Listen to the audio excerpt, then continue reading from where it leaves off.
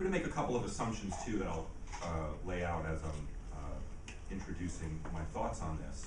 I really started thinking about this in a new way last fall when Secretary of Defense Robert Gates spoke at Duke. And he spoke on September 29th. And I was struck by the fact that here was a Secretary of Defense who had been a Secretary of Defense in a Republican administration, is now a Secretary of Defense in a Democratic administration. He has overseen two largely unpopular wars. One that, the Iraq War maybe is officially over, but isn't really. In fact, Gates just yesterday said we might increase the number of troops that are going to be left there, if in fact that's what the Iraqis want. So there are two very unpopular wars, and the Secretary of Defense spoke here, and there was not a single Duke student who protested his appearance. And I think that's not a single one. And I've asked people, I wasn't there, I've looked at the record, I've asked, not a single, and I'm not presupposing what one's view on the war should be, but there's probably some people here who think one of those two wars is not advisable, if not both. And there was nothing. And even more interesting to me were Gates's comments, where he said, where he called on Duke students to enroll in the military. And he said, and I quote, "If America's best and brightest people will not step forward, who then will step forward?" He called on students in the audience and other leading schools to, quote, "go outside their comfort zones and take a risk in every sense of the word." That's kind of the Duke Engage tagline, take a risk, which is interesting in a different way. With a gun, take a risk with a gun. There's three anecdotes, that's the first. The second is my colleague Gunther Peck called me on election day, or the day before election day, and he said, the day before election day, and I had some contact with him before, basically saying, can't we get the university to pay for a bus to get students to polling places? Eric, do you realize how much you're spending on Duke Engage? And it would cost us maybe $1,000. He said, I'm gonna write something in the Chronicle about this and I want you to know it. And I really appreciated your, the heads up, and I got to thinking, well, that's kind of interesting. And,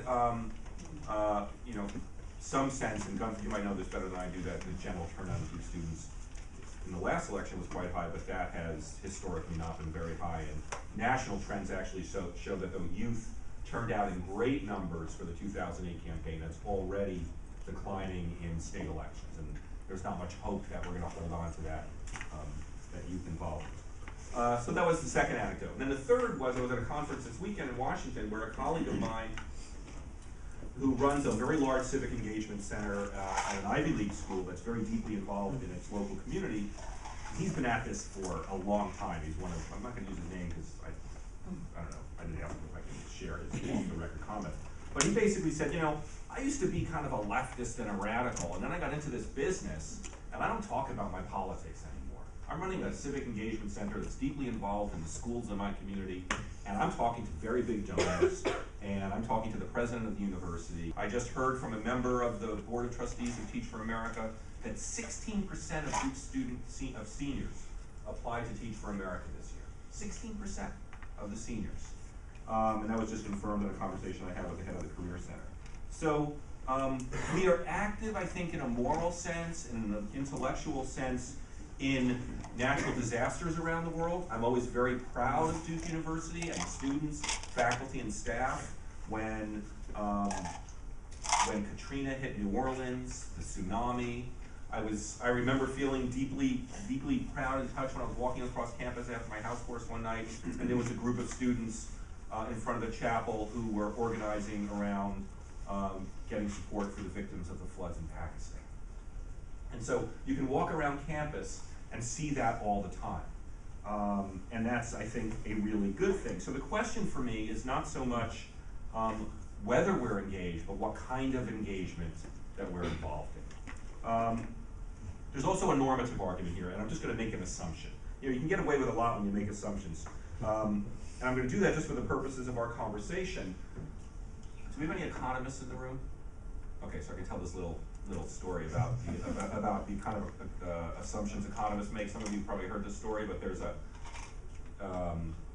biologist, a physicist, an economist. They're stuck on a desert island, and they've been there a long time, and they have a can of tuna fish, and they have to open it, and the chemist says, well, I think what we should do is put it in the ocean and let it oxidize, and as much as I know about chemistry, and it will open. They said, well, no, that'll take 100 years, we can't do that. The physicist said, well, I'm going to go to the top of a tree, I'm going to sit in the tree, I'm going to drop the can of tuna fish on a rock, it's going to open up and we'll be able to eat it. And they said, well, no, the tuna fish will get all over the place, we won't be able to eat it. And then the economist says, I know. First, let's assume we have a can opener. Thus, the point of the story being, you can assume away a lot of problems by getting rid of some of the difficult considerations. So I want to assume that we are going to agree as a group for now, and we can talk about whether this assumption is a good one or a bad one, that political engagement and civic engagement are good things. That normatively, we think our students should be involved in these things, that we think citizens in general should be involved in these kinds of things. What are these kinds of things? I want to differentiate between political engagement and civic engagement. We have a lot of different definitions of these, but I'm going to use one that I borrowed from a really fascinating book on this called A New Engagement, Political Participation, Civic Life, and the Changing American Citizen, which focuses on a lot of these issues. And so, so political engagement is everything from the easiest form of political engagement is probably registering to vote, and there's a continuum, and you can see that then you would vote as something that's a little more demanding than registering to vote. And then, of course, there'd be writing letters, working for candidates, but things within the public political realm. For civic engagement, we have a lot of definitions. We've been talking about this a lot at Duke. I'm just going to use a very practical one for these purposes, and that practical one is civic engagement is defined as organized voluntary activity that focuses on problem solving and helping others. Okay? Civic engagement defined as organized voluntary activity that focuses on problem solving and helping others. It's not a very rich definition, but it's practical for my purposes. And so what we know in general, to paint with the broadest brush about, and I'm talking about college students here, not just Duke students, is that the, whatever you call, there's all these different names for this generation, right? The .NET generation. Somebody just told me that now the generation born after 9/11 is now called the Homelanders. Was that in a conversation? That was at PACE last week. That was at PACE last week, that's right. So there's a whole variety. But the youth in general are more active civically than their counterparts, older people, and they are less active politically. Okay, and that's empirically true, and of course you can disaggregate that in a whole variety of ways, but in general, that holds. So a couple of, and voluntarism is at a historical high amongst youth and amongst our Duke students across, whether it's tutoring in public schools, taking part in Duke Engage, all the variety of ways that students get involved. So there's a divide. There's definitely a divide between political engagement and civic engagement.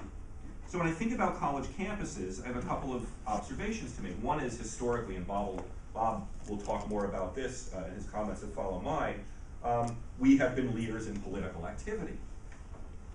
And so I actually just serendipitously last night, my son is doing a project in 8th grade on comparing the protests against the Vietnam War to protests against the Iraq War. He's having trouble finding the protest against the latter. But was watching a movie called The War at Home, which focuses on the University of Wisconsin. And it's an amazing film about the activism of college students that went from peaceful protest to blowing up the math building when they found out they were taking part in some secret. I should also say that I think there are many programs in civic engagement here at Duke. I think the Heart Leadership Program does a very good job of this, of linking the civic to the political. It's not impossible. I don't think we often do a very good job of it, but they're not mutually exclusive, and it's certainly possible that that you can do both. What I'll say in closing, just kind of to put out this question, is to ask, does this divide between political and civic engagement matter? And I want to say, well, obviously I think it does. I wouldn't have organized this conversation. I actually think it's very important. I think that if the youth of this country reject politics in the way that they seem to be rejecting politics with a blip around the Obama, and actually the Kerry election a little bit statistically. What are the implications of youth of this country being pushed away from the political world? And another way to think about it is, we're growing up in an age where even politicians, and whether you're left or right, Democrat, Republican, even politicians run against politicians and run against the political system. No matter which side you're on. Obama ran against the system. McCain ran against the system. He did. It's kind of hard to, he's been in the system 30 years. People run against the system. And so are the youth, are our college students, are our Duke students responding rationally to a political system that is simply deeply broken? And they say, you know what, I'm taking my energies elsewhere. I don't trust the government, it's ineffective, it's inefficient, and I don't think they're going to do anything to help tutor children, to use that metaphor again. So it may in fact be that the disparity between political and civic engagement amongst our youth is not irrational, but is instead a symptom of something much broader that I think we all should be concerned about for those of us who believe in democratic participation. So those are my thoughts on this topic, and I think Bob is going to comment next, and then Robin and Gunther will follow.